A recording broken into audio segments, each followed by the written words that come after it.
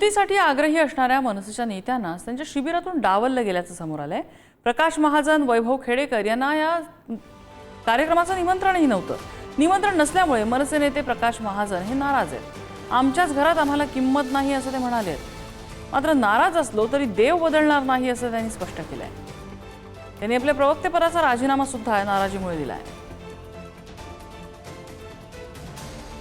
तुम्ही मनसेत काम केल्यावर तुमच्या कुटुंबियाला स्वाभिमान वाटेल? काय स्वाभिमान वाटेल? काय स्वाभिमान वाटेल? माझ्या नातीने मला प्रश्न विचारला की आजोबा तुम्ही इथं कसे? तुम्ही इगतपुरीला नाही गेले? आता ती इंजिनिअरिंगला आहे. काय सांगू तिला मी? प्रवक्ता एक तुच्छ पद आहे आमच्या पक्षात. इतकं तुच्छ पद आहे? अरे मला सांगा, पक्षात आम्हाला शिबिराला बोलून ही आमची काही अंधारात अपमान झाला का आमचा? हा जाहीरच अपमान झाला नाही का आमचा? त्यावेळेस कुणाला असं वाटलं नाही की हा जाहीर अपमान होत नाही म्हणून यांचा?